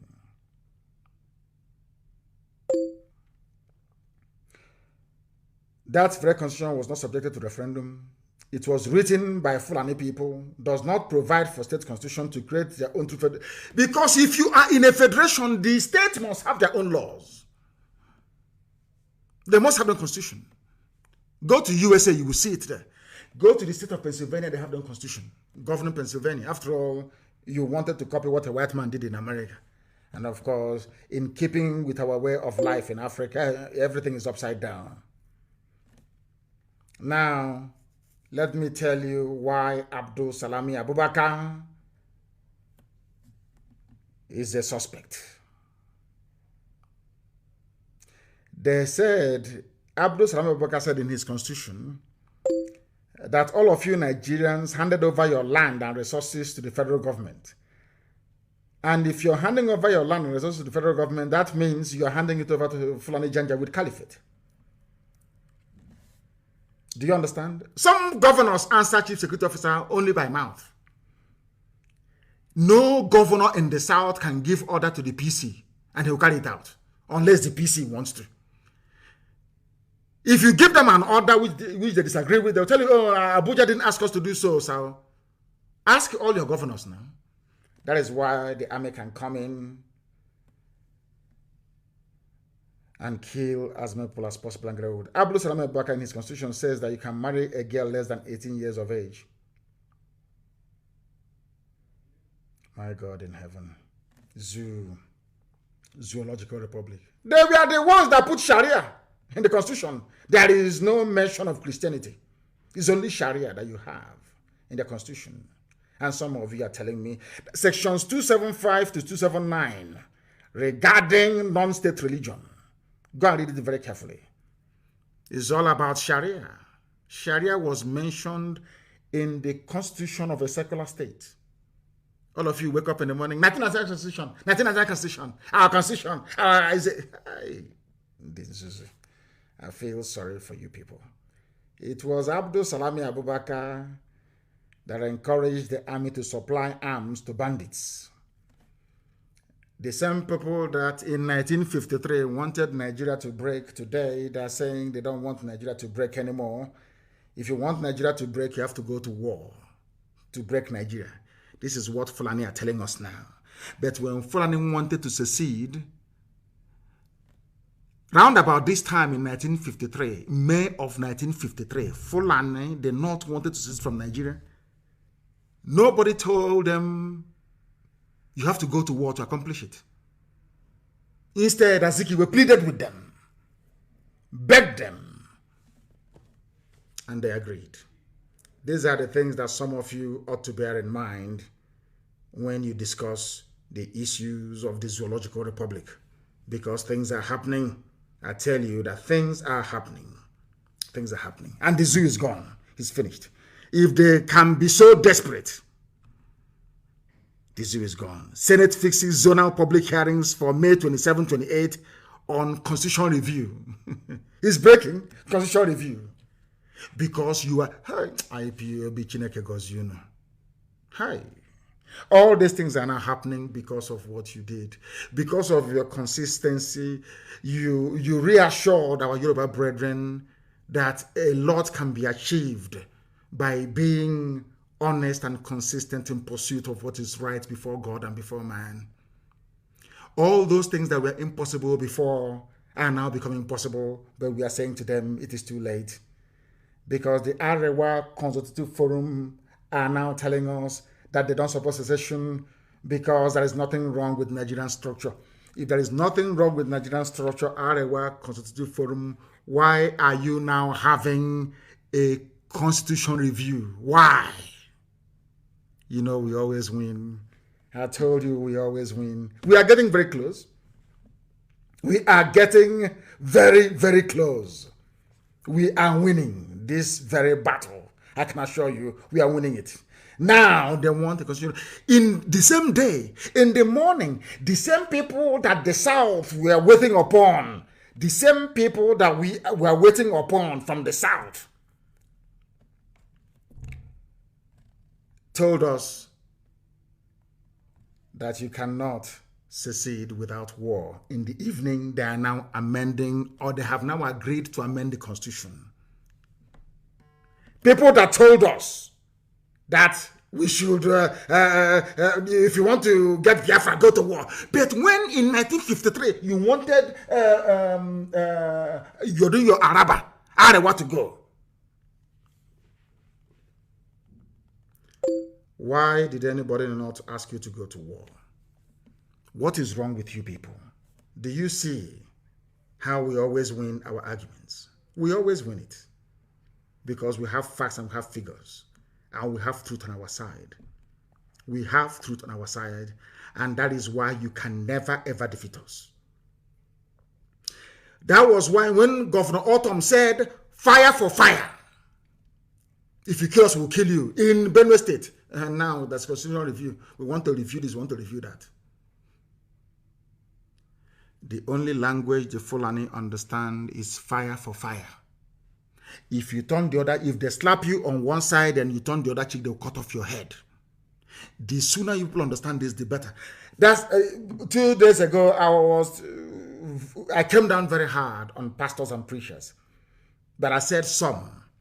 And I want to make an exception tonight for Pastor Adefarasin of House on the Rock for his consistency lately. Because he's advised people now, I bring you greetings. If you don't have plan B, I know you have faith. I have faith too, but I have plan B. With technology, I can speak to you from anywhere in the world. Get yourself a plan B, whether it's an Okada to take you to Cameroon or flying boat to Semeboda, a hole in the ground, a bunker as we call it. Just get yourself a plan B, because these people are crazy. They are not us, the whole bunch of them. And watch the signs, because it can happen just like this. He snapped his fingers. The collapse of the zoo. And he went on to criticize the 1999 Constitution. That should tell you all you need to know about the damnable zoological republic. And the reason why all of us right now must rise up in unison across the South to say enough is enough. That is the only language the Fulani understand. Fulani doesn't believe it. If you're from the South and Fulani people are in your village raping, killing, kidnapping, and you're talking about one Nigeria, they see you as a fool. So you think if you appeal to them, we believe in unity of Nigeria, they will leave you alone? No. The only time they will respond is when you go for broke to destroy the whole zoo. They start panicking. That is why today they have announced a constitutional review. Because of this same family of IPOB. Because we are not going to give up. They understand it very well. We are not giving up. We are not giving up. Not now, not tomorrow, not ever. And I want to state tonight that IPOB do not carry any arms. I want to make it very clear. ESN do carry arms, but can never ever attack any civilian population. It's impossible. Not in our land. Our job is to protect lives and properties. Our problem is with the caliphate, capture the Fulani Republic of Nigeria, and not with indigenous people anywhere in Nigeria. I am an advocate of freedom for everybody. Therefore, I will not be in support of anybody harming anybody in the process. It will not happen. We are only defending our land. And I want to assure non-terrorist Fulani people, even including Fulani Northerners, in Southeast, and in fact in the whole of Biafra land, which is South and South, that I personally guarantee your safety. I have issued very strict directives that nobody should touch a non-terrorist. Nobody should touch them. Be they Northerners or whatever. Nobody should touch them. But all of you in our land, do not take sides or get involved with what the government is doing. Do not defend any police station. If you defend a police station, you will die. Do not defend any army barracks or any army checkpoint. If you defend them, you're going to die, because men are on the move. When they were killing us at Ampo, why didn't you come to defend us at Ampo? National High School, Abba. In Iguacha, their snipers were taking us down one after the other. Why didn't you come out then? If you are as idiotic and as hopeless to stand to defend a police station, you will go down. Because men are very, very angry. I need to bury a console with 2,000 heads. Do you understand me? If you block any pathway, when men are on the move, you will fall. And you would have died for nothing.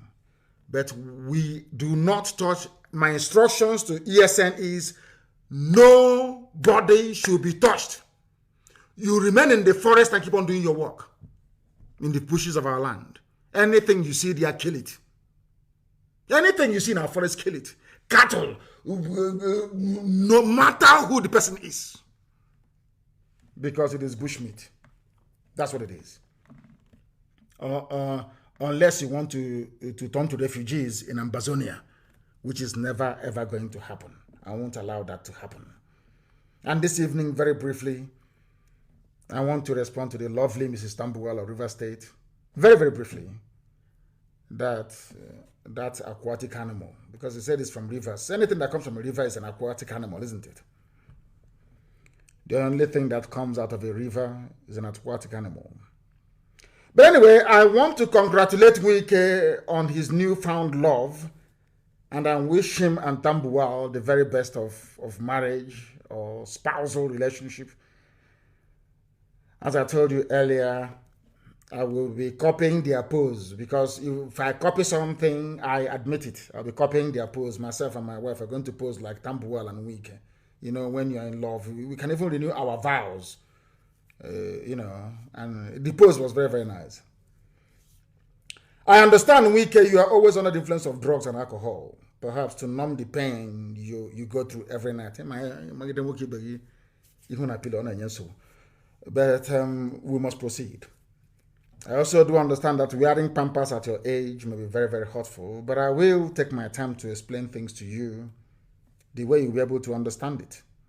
Because you came out and you made a statement that rivers can succumb to secessionist agenda. And I want to let you understand that when a referendum is conducted, I'm sure by the morning you'll be going to cast your vote either for Nigeria or for Biafra. Your eyes, I mean, whatever drugs you may have taken the previous night would have cleared. You only have one vote. You do not speak for the people. You only have one single vote. And it's a shame that Fulani people are even in your village, preventing our mothers from going to the farm. You Quislings will never learn from history, but allow me to teach you what you don't know, that somebody actually brought to my attention a few days ago. Obako Ikwere, gathering of Ikwere people. Obako is an Igbo word, mind you. You wrote a letter to the Benin Kingdom seeking to identify with them. But the Benin people told you that they have no evidence that you are related to them. This fact is on record. But just to state that we must be very careful as a people not to allow the quest by, this is just written by Nikwere Manu. We must not allow our quest, or should I say the quest by some people to be politically correct, to cast us into the bottomless pit. Nobody, and I did not say Ikwere is Igbo, he's not saying that, but it is doubtless that Ikwere, as a multi-ancestral ethnic bloc, has most of its ancestry traced to Igbo land. All the crap that Igbo hates Ikwere is just a post-Civil War narrative and script that has never worked for us. The same thing they try to do between us and our Yoruba brothers and sisters. They will always divide you. The only reason why they have oil wells, they control the oil wells in your land, is because they were able to divide you. The only reason why they killed Kenseruwa was because they were able to divide. Once it's divided, once they cut you out, they conquer you. All the oil wells in Ogoni land belongs to them in the north. And they killed Kenseruwa in the process. The same thing will happen to you. The writer went on to explain what is called carbon dating and all the rest of it.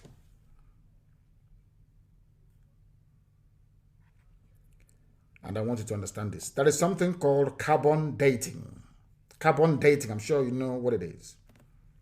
It is there for us to apply further beyond rabble-rousing, according to Livingstone, who wrote this very brilliant piece. Let us look at it this way. What is Bini about Ikwere? Bini people denied any link with Ikwere. It is on record. Ironically, Elele people are in court in Bini claiming that they own Bini and not the other way. They claim strongly that they were in the land of Bini as owners before the arrival of Bini people, which is correct, of course, Igodomigodo. The war between Oba and the Idu people that led to migration. Even present day Ihiala came from Igodomigodo land. Are you also aware that a lot of prominent Ikwere people that have traced their ancestry to Ungwa, to Aro, in Igbo land. Are you aware that Ohaji in Imo State is an Ikwere clan? Ohaji, Ebema, Ohaji in Imo State is Ikwere clan. Part of Ohaji is in River State. Part is in Imo State. The same family. They cut them into two. I want to educate the idiot. Are you aware that Ohaji in Imo State is an Ikwere clan, which Professor Otinti affirmed in his book, History of Ikwere, Volume 1? Do you know about Ikwere Ede in Imo State? In Imo State, oh, Ikwere. When you struggle to assert an erroneous Bini ancestry or kill the Igbo roots, you raise the flawed argument of abandoned property, yet for the records, because you were trained with stolen property. That is why you do not have the guts to stand up and identify who you are. Because if you say you are Igbo, the land will kill you because you stole your brother's property, as is written in the book, in the very holy book of Exodus. Thou is a commandment from God. You should not covet your neighbor's property. You think they don't know? Those of them, I'm Igbo, but I'm not Igbo.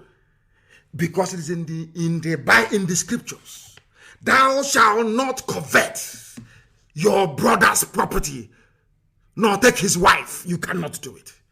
It's a commandment from God, a commandment from Elohim. That's what you're running from, because you stole properties during and after the war. The shame is too much for you to bear. So the only thing for you to do is to remove yourself. Now let me continue. Mrs. Tambuwal, if your cocaine can allow you to reason through what I'm saying tonight. Sir Jackson MPI, first and last Ikwere to be conferred with knighthood of the Order of the British Empire, OBE, by Queen Elizabeth II of England in 1960, identified himself as an Igbo man. He was a knight of the realm. Maybe you don't know him, Sir Jackson MP, because the only history you learn is from Hennessy, cocaine, and the face of Tambuwal. Or maybe sleeping on your back. Let me not go too far. He is from the ancient kingdom of Isiokpo. Sir Mpi worked tirelessly for Igbo advancement. Are you listening? Ochicha. I'm sure you've heard of Dr. Obi Wale, the first Ikwere PhD holder.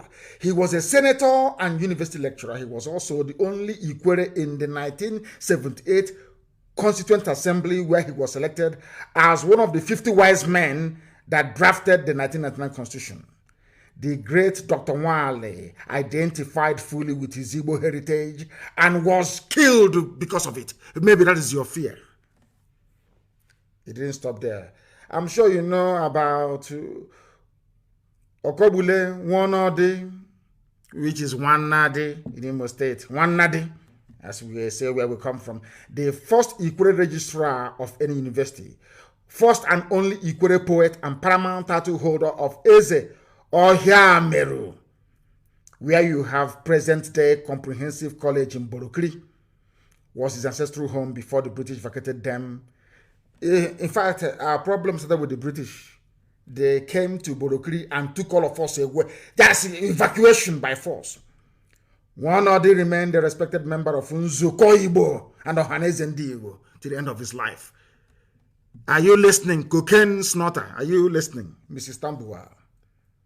You remember Emmanuel Aguma, who was the former mayor of Iguacha, Port Harcourt, as principal of St. John College in Diobu. He was the first Ikwere to head any college. One of the 6 pre-independence Ikwere University graduates, former administrator of Port Harcourt province in the defunct People's Republic of Biafra. He was an Ikwere man and he served in Biafra. Are you listening? Emmanuel Aguma. Ikwere man served in Biafra government. He was the first Ikwere minister in 1979. Aguma was also a member of Ohaneze Igbo. Are you listening? Cocaine snorter. There is Emmanuel Uriji, a respected local government administrator, traditional ruler, a commissioner in Old River State, and core Igbo nationalist. More Igbo than my own father. He was a nationalist. Oh dear. The immediate past Deputy Secretary General of Mazi Nnamdi Igbo, Chief Isaac Womo, is an illustrious Ikwere son from Elele. He is known to assert his Igbo identity. Equally valid, Chief Jackson Womenazu from Umukrushi in the Evo Kingdom is a member of the Elders Council of Mazi Nnamdi Igbo. Mind you, Evo is in Enugu as well. For information, we assert as a name. In colonial documents written when Igbos had no capacity to influence anything, Ikweres also defined themselves as having Igbo ancestry. When Ikwere leaders presented their case before the 1957 Sir Henry Willings Commission, Wobo declared that Ikweres were Igbos, and Port Harcourt to Onisha had Igbo links. It's too much. Maybe he will understand this and reason. You are saying you are not Igbo because you stole properties that don't belong to you against the commandment of God Almighty in heaven. And that land is what is pursuing you. But we're not going to give up. I remember what people did to try to divide us and our Yoruba brethren. They never succeeded. And all of you will not succeed to divide the house of God. We are one. We have nothing in common with Fulani people. I can see something in common with Yoruba people. I see something in common with Middle Belt people. I see something in common, even to an extent, with even Hausa people. But I have nothing in common with Fulani people. Absolutely nothing. They are not from our land. They are not indigenous to any space in Nigeria. They are from God knows where. And out of fear, your criminality and cowardice, you're allowing them to lord it over us. Maybe because of Tambua. You know, love can do anything. You know, love is blind. And I know that some of you befriended girls or boys in those days that their fathers or their mothers owned the supermarket. I think in my time, if you befriend a girl that the mother fries akara, you're in heaven. At least you eat akara, fresh akara every day in school. That's how it is. Maybe his love is blind. That is the way it is. We are all one people from Migodo all the way to Bakassi Peninsula. Into Ambazonia, we are one people. I'm asking you, please, to do your research very well before coming out to mouth your rubbish. We have come to the end of our program this very evening. And for those writing rubbish about, should I say, Interpol, if you want to know who is being looked for by Interpol, just go on their website and type the person's name in. That's all. The person will appear there. Tinubu, you are late. You don't know what you're doing. We live in a digital age. You no longer control the news narrative. We do, because we are IPOB. And that is why Elohim said that Biafra shall be their religion. Here on this radio, Biafra is where they will worship. Because I, God Almighty in heaven, is their God. From me, from here, as always, it is good evening.